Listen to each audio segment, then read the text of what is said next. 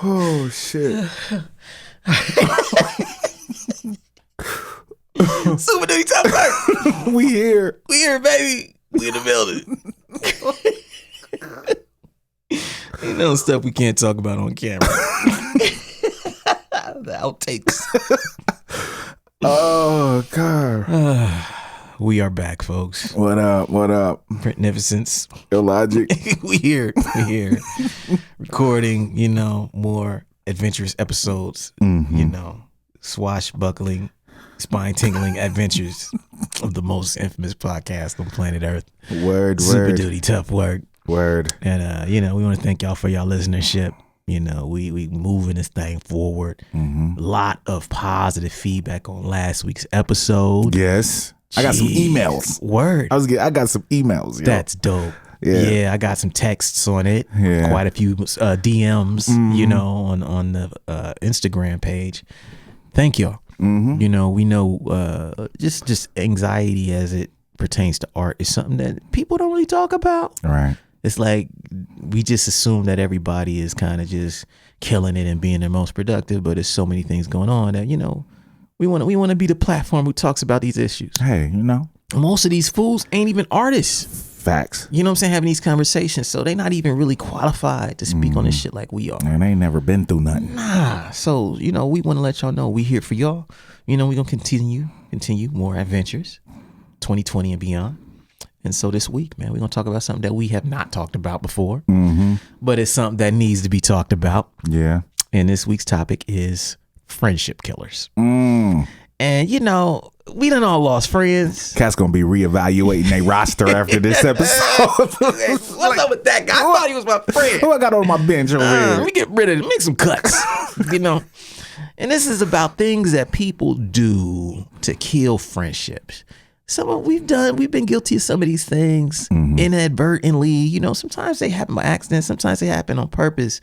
But sometimes when you see a social circle and it don't seem to be cracking like you want it to, right? Sometimes it's because you got a couple people that need to be X'd out. And in this episode, we want to talk about things that people do to kill friendships, and do an inventory on yourself. Yes, because everybody's been guilty of some of these joints. So we'll take a break and we'll be right back. Word.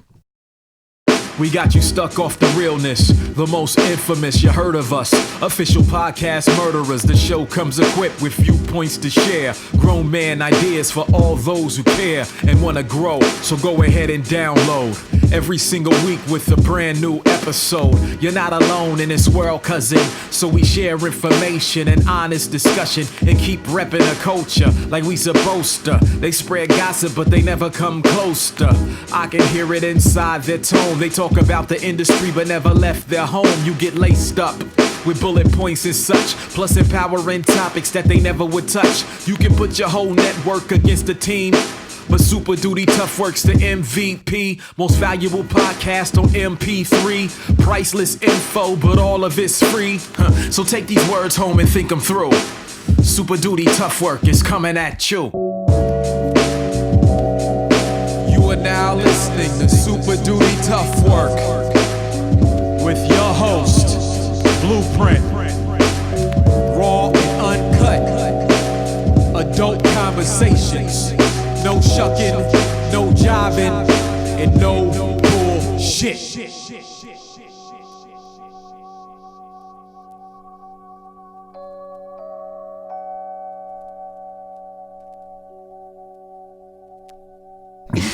Okay, man, this is gonna be an interesting episode. This is gonna be an interesting one, man. This is trying to get our composure this week. All right. Okay. Friendship killers. Friendship killers. Let's talk about this. Okay.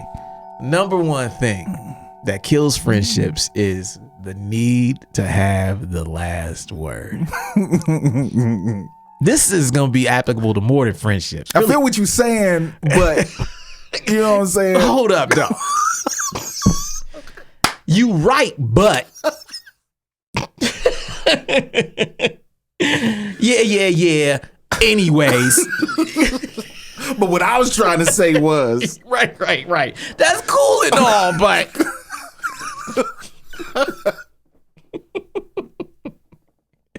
Anyway, like I was saying. Don't you hate it when people do that shit?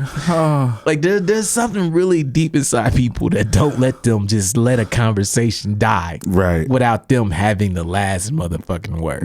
I don't know why it's so important to people. Yeah. It's like you can have a great conversation. A motherfucker can say some shit that's just like slow clap worthy. Right. Mic drop. Right. Just and they gonna still hop on. But what about this though? Right. But did you look at it from this perspective? Yeah, but that's cool. But hear me out though. You know. Oh man, that shit can kill a friendship, man. Yeah. Because think of what you're doing. And I think this one comes from a deep place of insecurity, man. Yes. Because when you get a little older, you realize where you've done it in the past, you know, dealing with, especially when you're dealing with the elders, you know, I mean, we were young, so we were never even given a position of that. Right. It's like grown folks talking. Right. Shut the fuck up. Right. Or get the fuck out the room, little boy. Or you can't even be in here. Nah. What are you doing? Why are you here? Yeah, because your little ignorant ass was probably going to try to add on and throw some sauce on some shit that didn't even need all that sauce. You don't even know what you're talking about. Yeah, save your condiments. Take your ass over there. We don't need no more mustard on this shit. Right. Please. And as adults, we do it from a place of like, almost like a competitive insecurity. Yeah. Where it's like, yeah, you said that, but my ego is so strong that I feel like I have to be the one to end the conversation. Even if you know you don't deserve it. Right. And you come from and cats come from a place of like condemning people. Yeah. You know what I'm saying? Like, I'm better than you. Yeah. I know more. I ain't been through what you've been through, but I know. Yeah, so I'ma be the one to wrap this conversation up with a bow, not you. Right. It's like, what? This shit really plays out when like you're having a disagreement with somebody that you're friends with. That's the biggest. Yeah, because them fools will straight up be like, every time you try to walk away and let it cook and ride and okay, cool. This is my final word. I'm done. They started to turn up on you. Yeah. And yeah, but you know what I'm saying? I'm just saying no. When I said, but let's go back to that though. It's like, yo, man, we was about to come to a peaceful conclusion on this conversation. All right. Well, we at a bar. Can we get this drink? Can I get my next drink? Thank you. Can I go talk to this chick? No, they don't want to hear that. No. Last word. Right. You walk away. Hey, tap you on your, hey, but look though, before you start talking to her, let me hit you with this. I remember having an argument with a rapper. I ain't gonna say his name. He was one of my homies. He was on tour one time. We was talking about the Lakers. He's such a Lakers fan. I don't know what I said about Kobe Bryant.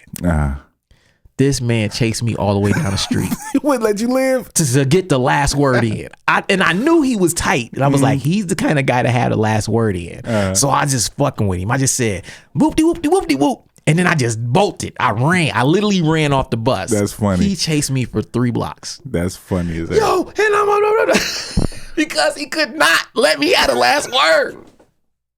He literally chased me for 3 blocks. That's I kept looking over my shoulder like, you can't get the last word. I knew it was gonna fuck with him. He couldn't resist. But that's my homie, so we still friends. Right. But this is an example of like that energy is counterproductive to true friendship. Facts. True friendship, man, shouldn't be about who's getting the last word in because you feel something deep inside of you that whoever has the last word is the most right or they have the most weight or they're the most important. It's not about that. You should be coming to some sort of understanding, and actually to preserve friendships, you really don't want to be the one with the last word. Nah. You want to be bowing out a little bit early of any kind of conversation that is, you know, contentious or you know what I'm saying, or some conflict. You want to be falling back a little bit. And I mean, just offer your feedback and let it be. Yeah. It don't have to be like real friendships shouldn't turn into arguments. Thank you. Like real arguments, like disagreements. We can disagree on all kind of shit. Yep. But when it gets like when cats get heated and ready to fight and up in each other's face, like we don't need all that. Yeah. And who's going to be the bigger person? Right. Like walk away and let somebody have the last word if they want it. And when you really get grown, you'll be like, whoever had the last word don't change shit. Right. I still believe what I believe. Thank I still you. said what I said. Either you gonna take it or you not. Yeah. Speak your piece and step off. Yeah. You know, so that's number one. All right, number two, friendship killer. This goes hand in hand with number one. And number two is the need to be right. Right fighters. People who they can't just let nothing go. They will repeat themselves 20 times. 20,000 times, yo. Like, yo, you just said that. Like, I still don't agree with you. Right. I still don't. Just let it die. I'm not going to agree with you, yo. Thank you. No matter how many times you repeat it. Like, we don't think the same. We don't. It's like, and it's okay. It's okay. It is okay. We don't have to. There seems to be some unspoken assumption that if we disagree, we have to automatically come to an agreement at the end of the conversation. Yeah, like somebody has to win. Yeah. That's kind of what it is. Like somebody has to be right. Right. And it's like, that's not really how things work That's in not the life. world. Life don't work that way. Like, you can feel some way about something. I can feel differently. You can state your opinion. I can state mine. And we can go on about our friendship as we were before. Yep. But when I have this deep need to be right, I can't let you walk away just saying what you feel. Right. I have to repeat what I said 1,000,000 times and try to get you to concede that I won the discussion. Like I don't feel the beat nuts. Right. I didn't beat you up about it. Even though we disagree. We disagree. It was blasphemous. I'm just But saying. I haven't brought that up with you since. Right. I ain't sent you no beat nuts medleys or playlists. But check this out, though. I could have. Right. I could have been like, man, this is how we don't like the beat. Let me Come send him the on. best of the beat nuts real quick. What you doing tonight? Nothing. You about to be listening to the best of the beat nuts. Get your blasphemous ass. Cause I'm right. That's what you about to be doing, bruh. So you get your hip hop facts together, you about to be listening to the beat nuts.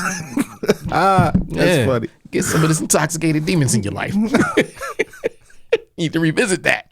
Cause I'm right.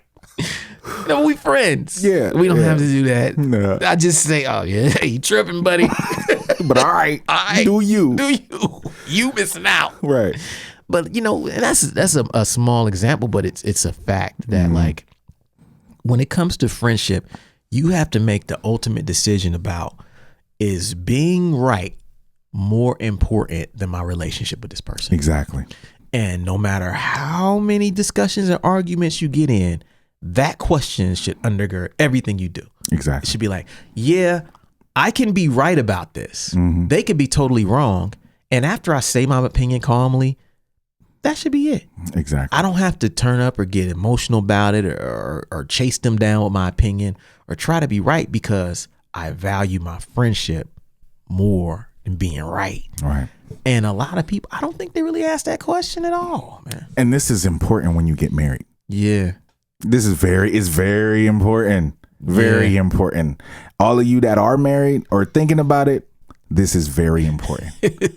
Oh God, it's so important. Because you're not going to agree. You can love the hell out of the person. Yeah. You're not going to always agree on everything. And sometimes you got to know it doesn't make me weak as a man to just walk away. Right. And let it be.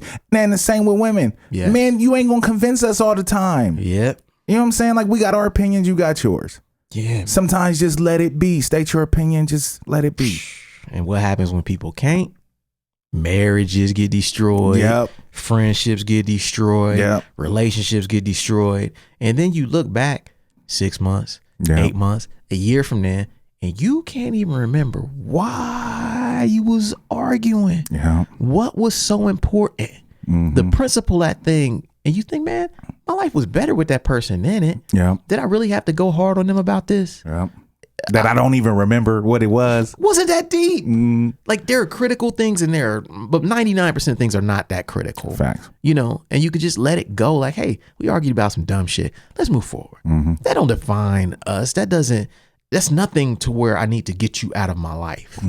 And we got to ask those questions, because when we don't, we just destroy friendships over bullshit. Facts. It's number 2. Okay, number 3, friendship killer. This ain't a friend. Nah, this is a real one. No, This ain't a friend. This is gonna hit. This is gonna hit hard. Let me shake the room with this one. Number 3 friendship killer is only calling to ask for stuff. I know I ain't talked to you in like, you know what I'm saying? It's been like a year. Man, look, it's But can I borrow? Man, can I hold something? Go. Man, look. My electric went out yesterday. I know I ain't talked to you in a minute. Look, I don't like asking you for this. Right. You know I don't be coming to you like this asking for money. Right. But I'm in a bad position right now. Now, I know I ain't talked to you in 6 years. Last time I called you, I asked you for something. Yeah, 6 years ago. I don't even be liking your Facebook posts. I ain't never supported you, never checked in on you. I ain't never text you. I had to get your number tonight from somebody else, to be completely honest with you. But can you let me hold $20? I really need $20. Man. Yo, man, there's people who out there who they don't know the damage that they do to their friendships when they only call to ask for something. Yeah. They have no idea how that person on the other side of the phone feels, you know? Right. Like, damn. Because it's not like they wouldn't want to give it to you. It's just that you have not invested enough in them, right, or caring about them to where they feel comfortable doing it. Right. It feels exploitive. Like, oh, you only call when you need something. Yeah. And these be the people I've noticed who always complain about other people not answering their phones. Man, why don't such and such be answering their phone? I be calling, man, he don't never pick up. You talk to such and such, right, man, he don't never pick up when I call. I talked to him yesterday. Right, you can't tell him that, though. Right. Niggas say, why he answering for you, but he won't answer for me? Yeah. Because you always asking for some shit. If you stop calling motherfuckers that ask for something, right, I just call them and see how they doing. Talk about life, whatever. You ain't got to check in with fools every fucking week. But at least have enough of a rapport to where when things are going bad, you're invested in them, they're invested in you. And no one feels like they're getting exploited for their generosity. I got some homies that I might text them once every couple months. Yeah. But we'll text back and forth and just, oh, yo, how you been? You know what I'm saying? And that'll be it. And if I need something, I'm sure I can hit them up and ask them. But it's not like you got to talk to cats every day. Right. But every time you contact them, it shouldn't be with a question mark. That is funny.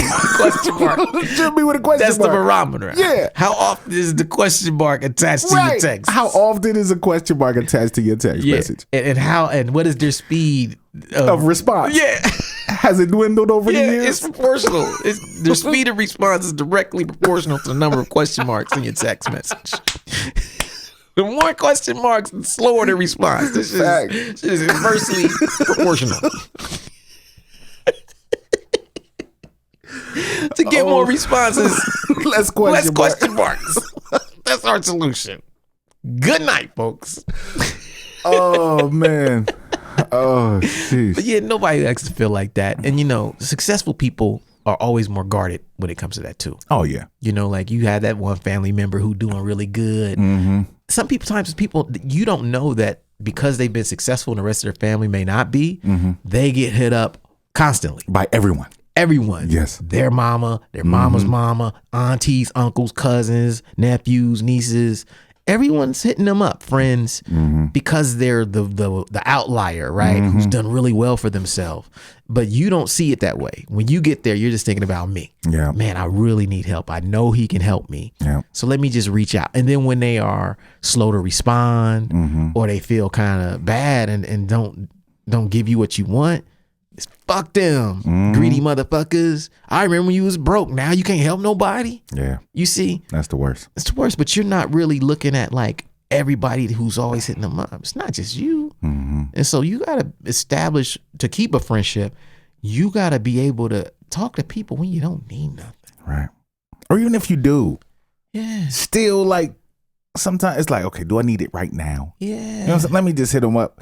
I mean, sometimes it's smart just to, lay the groundwork. Yeah. You know what I'm saying? Like, give them a couple months. Right. And, like, let your people, breathe. And you know what I've noticed too is like in a true friendship, you're having conversations that naturally lead themselves to those moments where they could say, is there anything I can do to help? Right.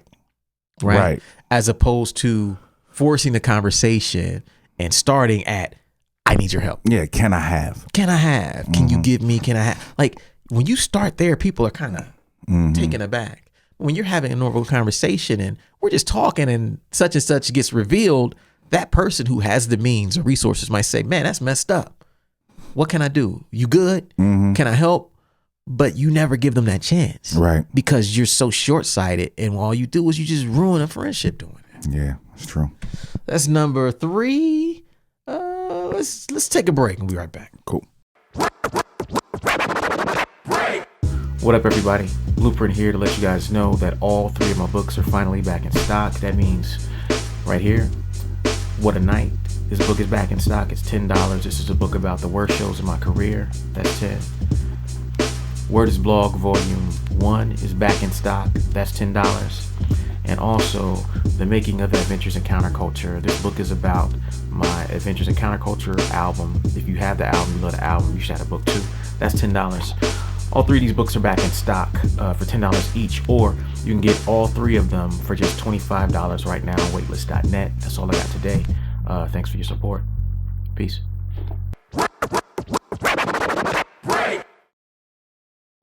Like once you take it there, you can't even take it back. You just be laughing about everything. You can't pull it back. Oh, goodness. All right. Friendship killers.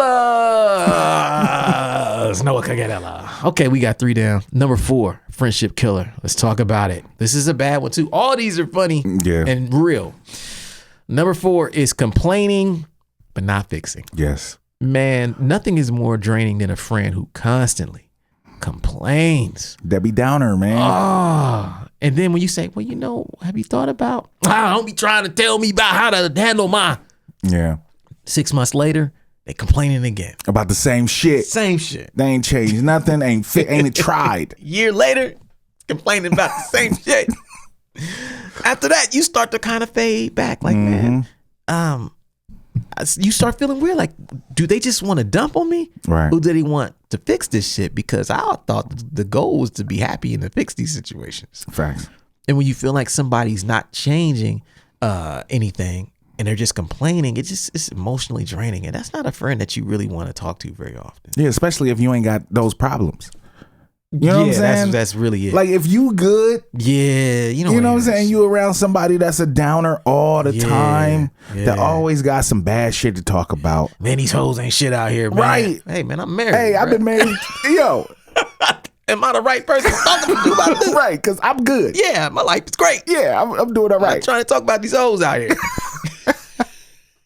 Just complaining constantly. Yeah, man. But yeah, it's like you can't relate to that shit. Yeah. So what the fuck are you supposed to say to him? Yeah, so I don't want to hang out with him. Nah. Like I don't dislike you. Yeah. But I know what I'm going to get when I'm around you. Right. And I don't want that energy. I'm in a good place. I'm doing well.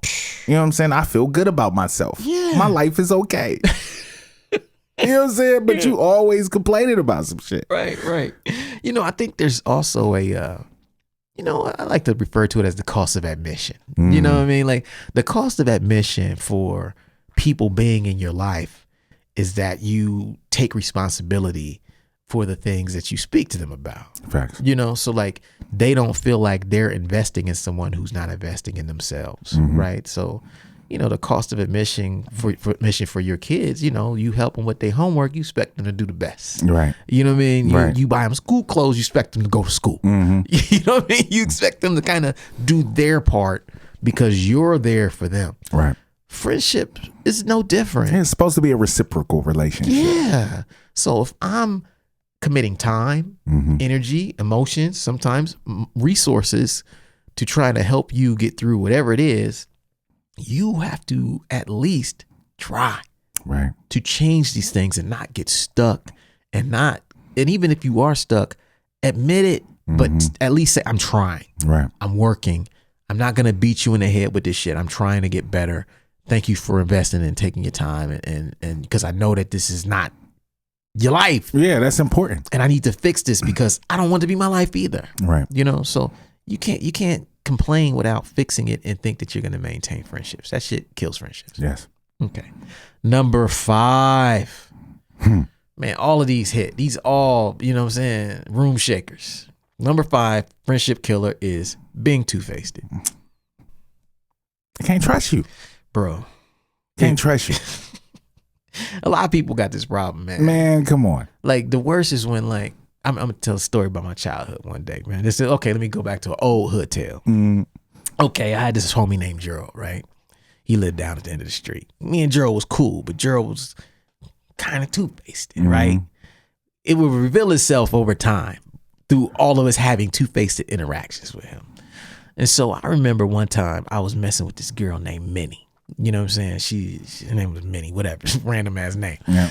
But Minnie had an ex-boyfriend named Lenny, right? Lenny was crazy.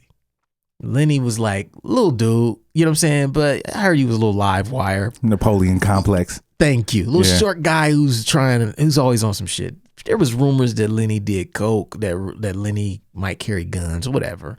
I never tripped. He never said nothing to me in school. Mm-hmm. As far as I was concerned, and everybody else was concerned, I was his ex-girlfriend. He hears about me and Minnie hanging out. I'm out sometime. I don't know where the fuck I was at. Not home. I don't know. Might have been at church. Mm-hmm. Next day, Gerald calls me. Gerald's my guy, right? Man, guess who was out here looking for you last night? I said, who? He said, Lenny. I said, really? Where did Lenny go? Oh, Lenny came to my house and we was in Lenny. He was talking about, he had a gun. He was talking about he was mad about the mini stuff and he was looking for you and boopy boop de boop. I said, okay. What made him so comfortable talking to you about this? Why he come to you? Yeah, that's Why my he confiding you about me? Thank you. What am I missing here? Something ain't right. Because if he would have came to me about you, I'd have probably punched him in the mouth. Right. He wouldn't have been in my house. Right. It would have ended with, you better get the F up out of here. This ain't your neighborhood. You don't come out here looking for none of us. I don't care where I know you from. You not out here. You better get your ass up out. You got 10 seconds.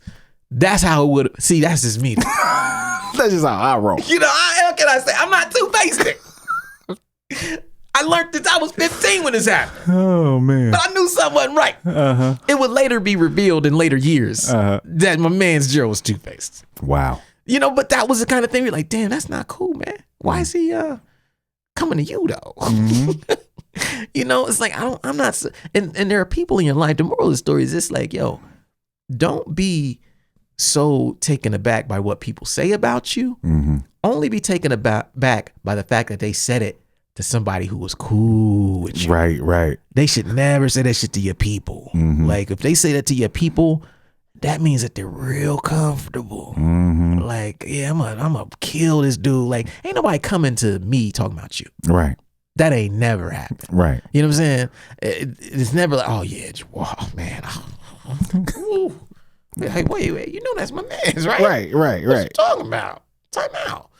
Two-faced people, they don't draw no distinction, man. Nah, they're just like, oh, word. Yeah, he did. Yeah. That's what he did. If I'd have been home, he probably would have walked this dude down the street. Crazy. I could have got shot. Crazy. This dude was high off coke looking for me.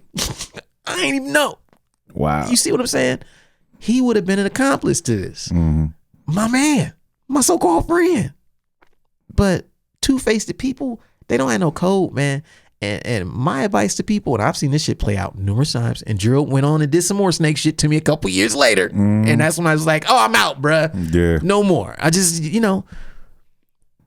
these people are everywhere, but you got to be very honest early on or they're going to burn you time and time again. Yes. They're going to be the people who, when somebody who's a mutual friend does something super messed up to you, they're going to say, oh, that's between y'all. Right. But they've been in the mix the whole time. Thank you. I'm like, wait a minute. We all are friends to the same degree. You're co-signing this fuckery that he just did. And I've had people do shit like that to me. And my only recourse was to just cut them off. Yeah, sometimes you got to. Yeah, that two-faced shit, it will kill a friendship. And the crazy thing is, like, it kills it even though they didn't directly do nothing to you. Right. Because the thing is, like, I feel that the people I surround myself with on a regular basis, I got to be able to trust you. Yeah. You know what I'm saying? Like, I can't be questioning. I don't got time to question my surroundings when I'm supposed to be comfortable. Yeah. I don't got time for that. It's hard enough out here, bro. It's hard enough with people I don't know. You know what I'm saying? With people that ain't supposed to love me and care about me and my well-being. Come on, man. You know what I'm saying? It's hard enough. So if I can't trust you, I can't be around you. I can't have that. I just can't. I can't. Yeah, it's not good, man. And we OGs of this topic. Right. So we want all the young cats out here to really take notes on this. Small circles. Yeah. You know what I'm saying? Small, very small circles. Outside of my family, this is the only other house I come to. See? Small range. Facts. Yeah. And like, we don't mess around with a lot of people, and we've all been burnt on these things. But one thing I say is when people reveal themselves to you, listen, believe them, you know, because some people will do things, and at the time you might be thinking, damn, why they take that person's side? Don't look at it like, just look at it like, what is the real issue? And if that issue should go against everybody's code, then you can't mess with them no more. Right. You know what I'm saying? Because at that point, it's like, it's not whether, you know, Gerald did something to me. It's against the code for you to allow somebody to come out here and feel comfortable and think that they're going to use you to get to me, to do harm to me. Right. And you allow it. You allow it. And you tell me the next day thinking that, you know, I'm just lucky because I wasn't home. Right. You supposed to be like, nah, I kicked him out of my house. I slapped him up. I told him never, something. There was none of that. Right. And I was like, damn, that's kind of foul. I thought this was my man's. But none of us should, because our code should be that nobody should let nobody come onto our block, our street, and mess with us like that. He violated that.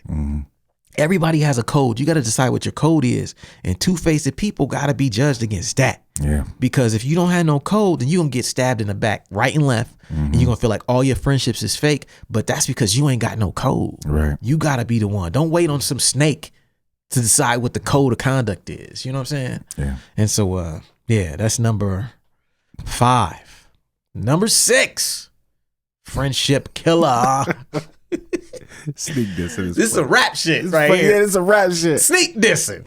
Sneak dissing is some ultimate rap shit. Oh, it's so funny. But it plays itself out all over the place. All the time. All over the place, man. People be sneak dissing, man. I tweeted today, like, sneak dissing is some insecure shit. It is. It's really like, yeah, you know, it's like backhanded compliment shit. And you know, the more successful you are, the more backhanded compliments you gonna get. Yeah, man. Yeah. And that shit, like, it sounds cool. And you just think, oh, you just busted my balls. It's funny. But that shit be coming from a real place. Oh yeah, it has to. It wouldn't come out, especially in a public forum. It wouldn't come out if it wasn't coming from a real place. Come on, man. Like, pocket watching and sneak dissing kind of. You Yeah. know, like cats be commenting on your money and you got this. And, oh, yeah, well, you know, and they be implying you cheated. You know, cats used to sneak diss us in Columbus all the time. Yeah. All the time. Because of our success. You know, they would say little slick shit or, oh, well, all they fans is on the internet.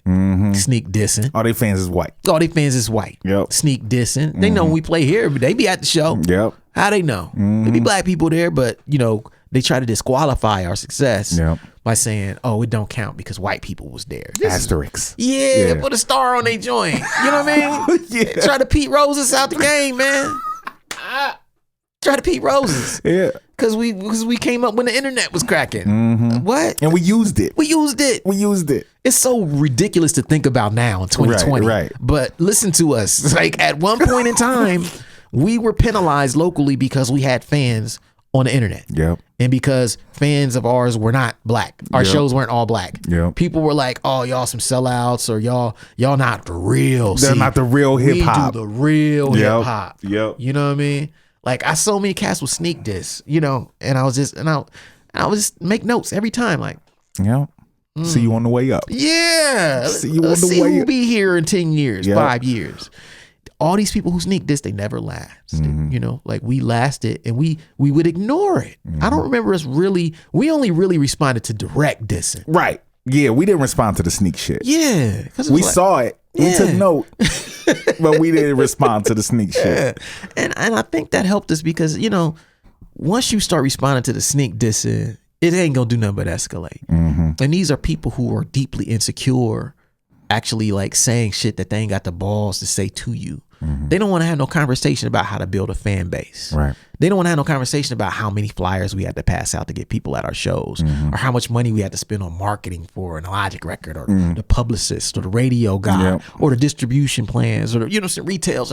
They don't want to talk about all that. Right. They just want to see your fan base and qualify it so that they can put an asterisk on your shit. Yeah, by their standards. Yeah. And it's like, well, wait a minute, man. You can't disqualify us because we're putting in all this work. You just trying to sneak this because you ain't doing what we doing. Yeah. And we wouldn't do you like that. You know what I'm saying? Like, I never noticed that shit till I became successful. Right. You know, because you too busy you too busy being disciplined to be successful. Yeah. That shit don't matter in the process. But looking back, Oh man, Right. come on, I was like, damn, Cass was really taking shots. really taking shots. For what? Yeah, None of that shit got them nowhere.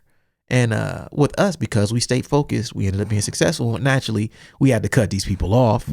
We wasn't doing no business with nobody who was sneak dissing. So at that point, it's like, oh, well, if you ain't playing on their shows and you ain't doing this, then you probably not eating like that. You cut off. And why do that to yourself? Why sneak diss somebody? Why say some passive aggressive insult? You know what I'm saying? Like, why do that when you can just be straight up with people or just not comment? yeah. Just keep your fucking mouth shut. Keep your mouth shut. Observe and learn, man. Don't say nothing. Just keep your mouth. Rappers, man. The backhanded compliments will cut you off from so much business, and more importantly, as aligns with the topic of the show, friendships. His last album was better though. Yeah, sneak dissing. It ain't gonna never be blah blah blah. Yeah, no. these people you know. Yeah. Those be the worst people. Cats, Yeah. I've seen cats I know said stuff about my shit, and I've been like, but I wouldn't do you like that though. Right. I would never comment on your shit in a public forum like that. Okay, I see where we at. Yep. Now I just keep it pushing when I see them. You know, but you got to watch these people, man. That shit will, and you got to watch it yourself because your insecurity may be causing you to act. You're in a nervous manner. It'll come out. It'll come out. Your insecurity will come out, especially if you're talking about some shit you're insecure about. Yeah. It'll come out. Like it should just be props and respect. Yo, man, y'all doing great. Good job, man. Yeah. Or just don't say shit. Yeah, instead of yo, man, yeah, y'all got a lot of fans, but your fans is over here though. Right. We don't count that. That's how they was playing. We gotta put an asterisk next to them fans though. You know? Oh man. Yeah, you got a lot of them, but they over here, they over there. They not over here. This is all we count. This all we count over here. We not counting them over there. Yeah. You know, sneak dissing. Yeah. You know, always like with the backhanded compliments. I don't want to hear it no more. It's like, and nobody wants to hear that from their friends. Right. Like, yo, you my mans. Don't blame me like this. Right. You know, so that's number 6. Number 7, friendship killer. Ooh, this is a big one. Being an energy vampire. Yeah. You know the type. Mm-hmm. You know when they come around. You was feeling good, Yep. having a great day. Mm. Then they walked in the room. The mood just went whir, whir, whir, whir. They started going in. Man, guess what happened to me? You be scared to ask them how they doing. Right. Because you know. Yeah, you already know what it is. They don't know it's a rhetorical question. It's the complaining cat. It's the complaining. It's the complaining over and over. Man, shit all bad, bruh. Man, shit, man, everything bad, man. This, man, look. He said this, man, I'm worried, man. Yo, man, I'm gonna have to do something, man. Yo, why everybody always picking on me, man? Why? Like, you could have a legit, like, amazing accomplishment. Mm-hmm. They gonna find a way. They're gonna find a little crack. Suck the energy out of it. Like, that's cool, but you got a big ass straw just sucking the energy out of your accomplishment. Yeah, that's cool and all, but let me get that. Just like, yo, what happened to the room? It was all positive in here. Yeah, man, that's the worst. You show up just killing the whole vibe.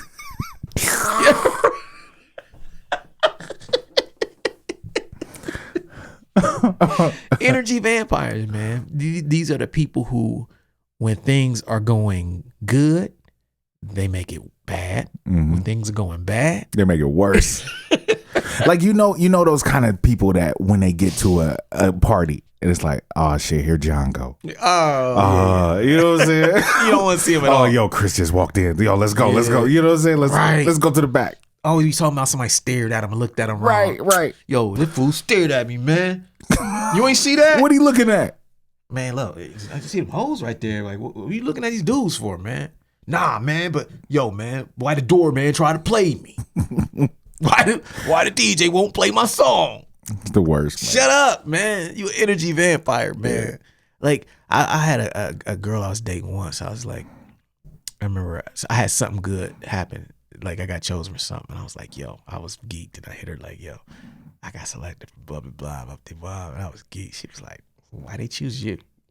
What? I'd be like, oh man, listen. Let me tell you, I would have called her. I would have called her things. bruh. This is how oblivious I am sometimes to hate.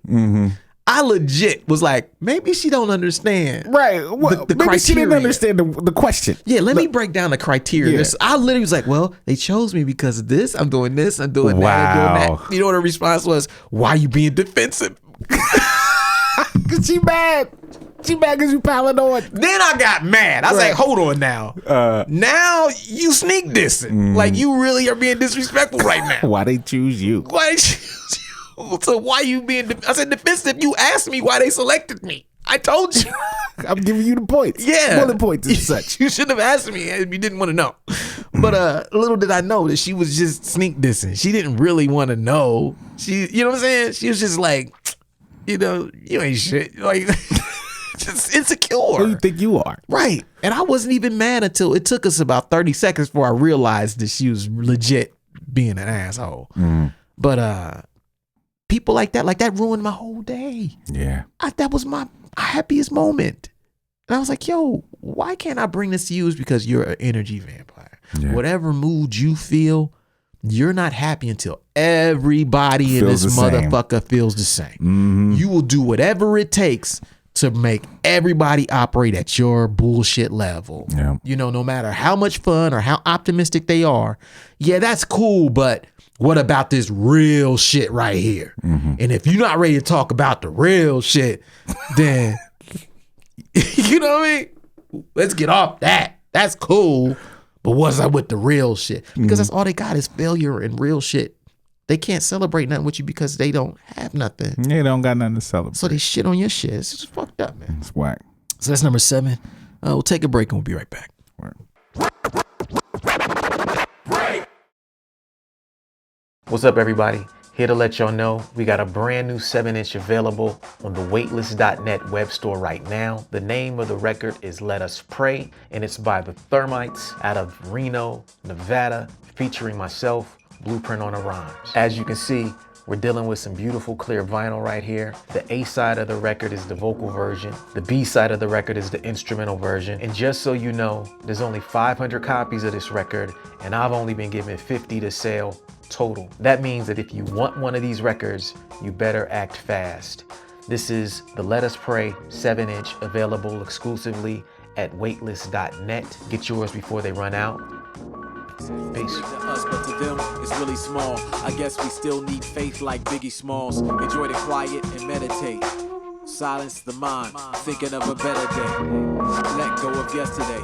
Give thanks to the sun for another day. Let us pray. All right. Home stretch. Friendship killers. Friendship killer. All right, we got 3 left. Number 8. Friendship killer. Making everything about you. Not being able to celebrate your friend's success. Come on, man. Bro, somebody told me a story yesterday. And they were talking about their mother passed, right? And they said they had a friend that was like, hey, I'll come over and help. She was trying to pack up her mother's stuff. And she said she had been working. She was at like 90% done, right? And she's like, okay, well, my homie came through and they're like, okay, let me get this. What do you want me to do? Take this box and dump it in a dumpster, but bring the box back, please. The friend was like, why you want the box back? You know what I mean? Like, What? that's stupid. Now, this person just lost their mom. Right. Come on. Get on the fucking box. Thank you. Like, what does it fucking matter? She didn't ask you to take the box. Yeah. That person almost got slapped up, as you could imagine. Oh, come on. And they are no longer friends. Oh, yeah. Right? That shit is so real, man, because it's like, man, we inadvertently make things about ourselves sometimes, and it can destroy our friendships. And it comes from a real selfish, unaware place sometimes. Sometimes it's just straight self, sometimes it's unaware. Yeah. And we don't know when we do it sometimes, but you got to be honest, like, what's wrong with letting someone's thing be about them? Right? It's like, we know what it's like to have shows. And all of the stuff that goes into throwing shows and events is stressful. And we also know what it's like when a friend, acquaintance, family member comes to those shows and acts destructive. Right. We feel super disrespected because like, yo, man, this is supposed to be my night. Right. This is supposed to be about me. Yeah. Now it's about you. You're fighting people. You vomited all over the place. Yeah, you drunk out your mind. Yeah, I gotta babysit you. I gotta make sure security don't throw you out because you're gonna be like, oh, Blueprint's my cousin. You know what I mean? And now they're gonna, they don't know, but all because you made it about you. Yeah, like that shit goes for all friendships. The people who have no one there for them, or the people who cannot be there for others, but always got to make everything about them. Yeah, sometimes it's hard though. You know what I'm saying? Like Yes. for me, like in particular, like talking to Taya sometimes about certain things, because every situation I can always find a music equivalent. Yeah. You know what I'm saying? That's real. So because I'm speaking from my experience as it relates to what, she's talking to me about. And sometimes I have to catch myself. Yep. Because I'll start talking about something I experienced in the same vein and it'll turn to something about me. Yeah. As opposed to, being a listener. Let her vent. And let her vent and let her tell me what's going on. I always kind of want to offer my opinion because to let her know that I understand. Yeah. You know what I'm saying? But in doing that, sometimes it ends up turning into a conversation about what I'm doing. Right. What I'm, you know what I'm saying? Oh, you going through that, Sam? Yeah. I've been through that too. Let me tell you this 10-minute story about when I went through that. Yeah. Not helping her with her situation. I'm going to let you finish. But yeah, man, I had to catch, because she would tell me like later, like, when you do that, it makes me feel like you're not listening to me. Yeah. Like what I'm going through doesn't matter. Yeah. It's about what you're going through. And I had to really, I check myself a lot. Yeah. Because I can find equivalents to a lot of things. Yeah. And men, we talk differently than women. We do. Men are different. Yeah. We think about situations differently. We think in terms of solutions. Very rarely do men just vent. Yeah. With no expectation of, okay, what we gonna do about this, bruh? Yeah, because we'll tell you a story, but it'll have an ending. Yes. Where's this going? Yeah. What do you need from me? Yeah. What you gonna do about it? That's how men just end conversations. It's not just blow off steam. All right, peace. I feel better. Right. I'm out. Right. It's like, no, I'm gonna blow off steam, and then you gonna tell me what you gonna do. Yeah, how you gonna fix this? You gonna fix this out? You know what? Yeah. What you think about these solutions? But we communicate differently, and I've noticed that with all women. Women are better at listening to other women in those situations and just not making it about them. Right. You know what I'm saying? But when men talk to women, we can get in it because we're thinking, as she's talking, we're like, yo, I was in that situation. This is how I got out of it. Yeah, this is what I did. I hope you get to, and then if she don't come to that conclusion, we're like, well, let me tell you about me though. Yeah, this is how it happened for me. Right. And then you end up looking like an asshole. Yeah. And then they don't want to tell you shit. And then they just get tight when they around you because you're like, damn, why you so mad? Because they can't talk to you about Yeah, because they got something to say and they like, fuck, if I tell him about this, he gonna find some story. Yeah. And then it's gonna turn into a 30-minute conversation about his story. Yeah. And I'm never gonna get any resolution. Right. Yeah. Yep. Yeah, man. So that shit can fuck some shit up, man. So that's number 8. All right. Number 9. Friendship killer. Bringing nothing to the table. Just being around. Seen and heard. Yeah, just the dude at the studio all the time that don't do nothing. Nothing. What he do? He smoke my weed.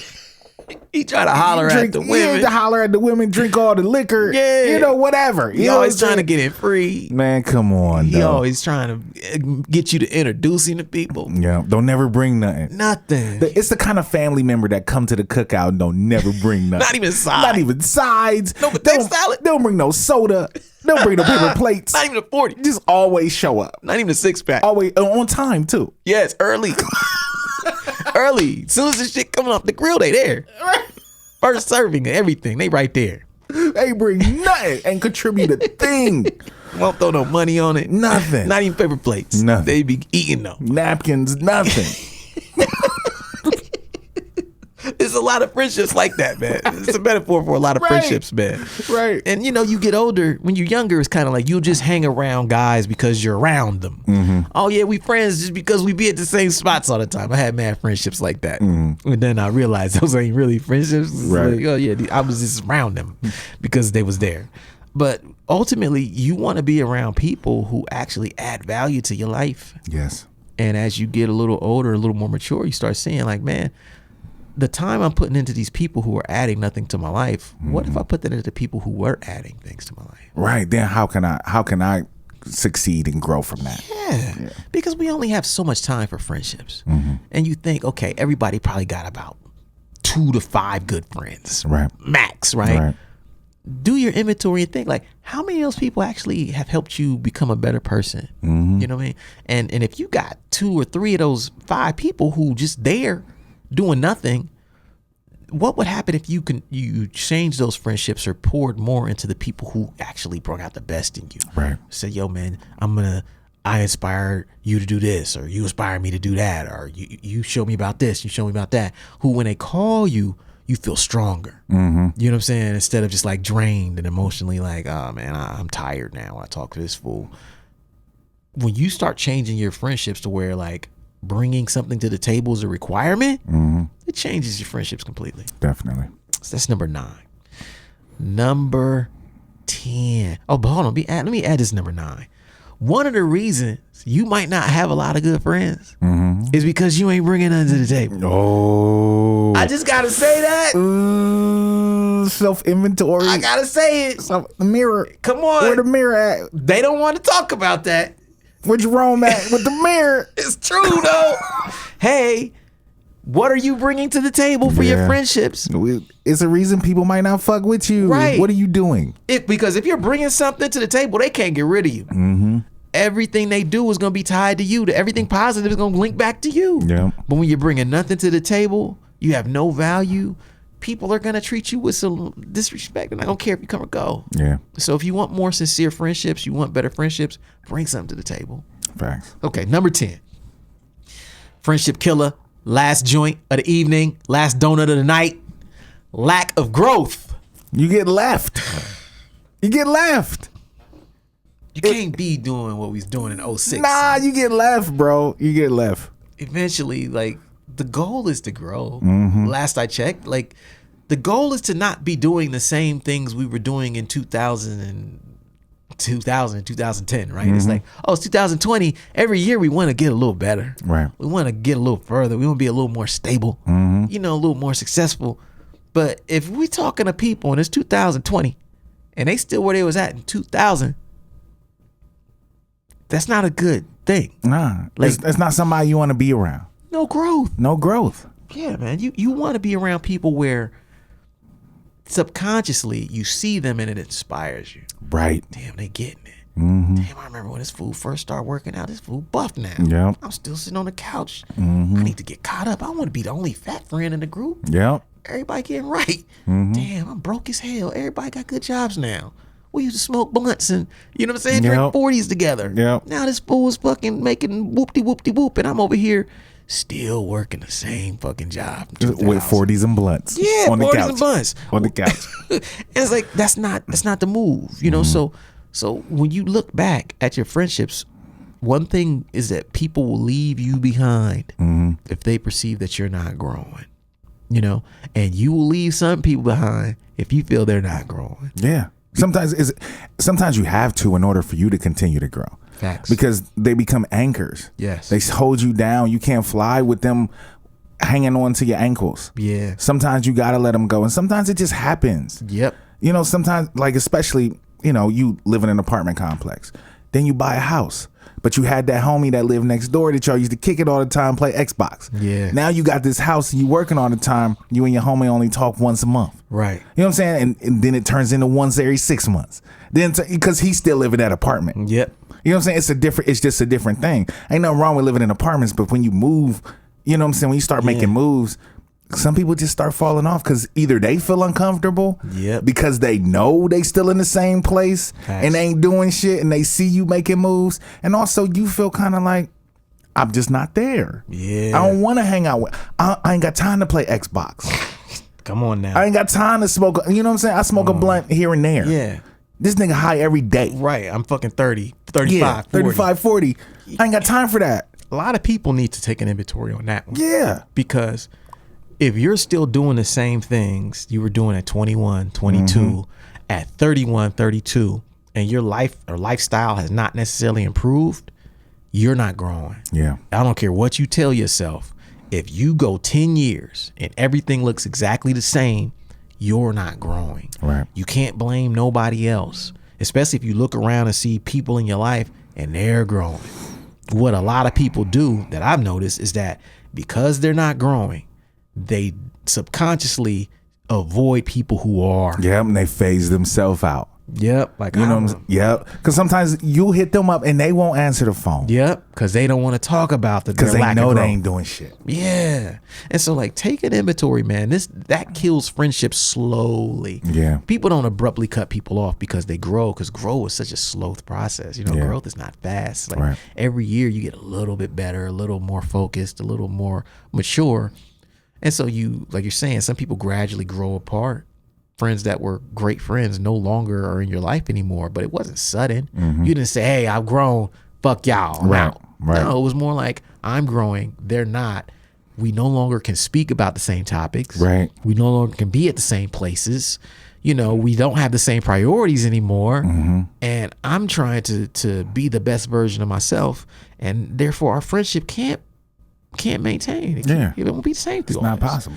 Yeah, so lack of growth, that's a friendship killer. Yeah. All right, that's it. That's it. Let me read them back real quick. Friendship killers. Number 1, the need to have the last word. Number 2, needing to be right. Number 3, only calling to ask for stuff. Number 4, complaining but not fixing.